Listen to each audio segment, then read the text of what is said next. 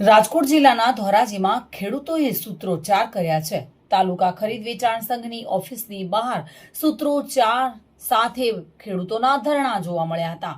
ટેકાના ભાવે મગફળી ખરીદીનું રજીસ્ટ્રેશન બાદ રજીસ્ટ્રેશન રદ કરતા ખેડૂતોમાં રોષ જોવા મળી રહ્યો છે। રોષે ભરાયેલા ખેડૂતો તાલુકા ખરીદ વેચાણ સંઘની ઓફિસે પહોંચ્યા હતા। ધોરાજી તાલુકા ખરીદ વેચાણ સંઘની ઓફિસની બહાર ખેડૂતોએ સૂત્રોચ્ચાર કર્યા હતા। ખેડૂતોનો આક્ષેપ છે કે સેટેલાઇટ સર્વેમાં મગફળી ન દેખાતી હોવાનું સરકાર દ્વારા બહાનું બતાવવામાં આવી રહ્યું છે। ખેડૂતોની મગફળી ન ખરીદવાના હેતુથી ટેકનિકલ ખામીનું બહાનું આપીને ખેડૂતોને હેરાન કરવામાં આવી રહ્યા છે। રોષે ભરાયેલા ખેડૂતોએ સૂત્રોચ્ચાર કરીને પોતાનો રોષ ઠાલવ્યો હતો અને તાત્કાલિક પ્રશ્નનું નિરાકરણ લાવવા માટે ખેડૂતોની માંગ છે।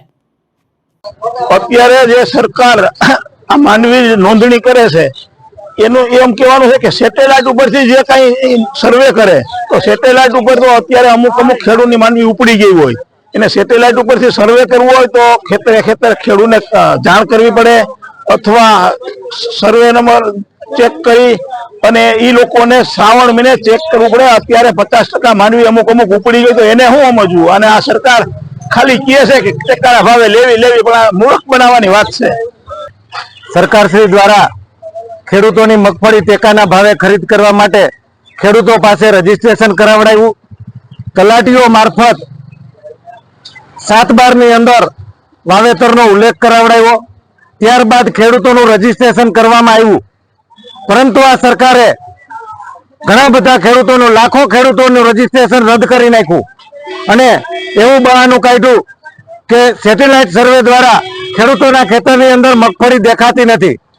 તો ખેડૂતોને તલાટી પાસેથી મગફળીનું વાવેતર અંગેનો દાખલો લેવાનું શા માટે જણાવ્યું? સરકારે ઓનલાઈન રજીસ્ટ્રેશન જે ખેડૂતે કરાવેલું છે એ બધાને સરકાર જે નાટક કરે છે અત્યારે કે જેનું રજીસ્ટ્રેશન છે ખેતરમાં માંડવી ઊભી છે પણ છતાં ખેડૂતને એમ કહે છે કે તમારું રજીસ્ટ્રેશન માંડવી તમારા ખેતરમાં નથી અને આ તમારી માંડવી રજીસ્ટ્રેશન રદ કરવામાં આવેલ છે। આ ખોટા નાટક કરે છે અને ખેડૂતને માંડવી છે તો ખેડૂતને સેટેલાઇટ ઉપર જોવે છે તો એમ કે માંડવી નથી પણ હકીકતમાં ખેડૂતને ત્યાં ખેતરમાં માંડવી વાવેલી છે। Bureau report, today Gujarati news.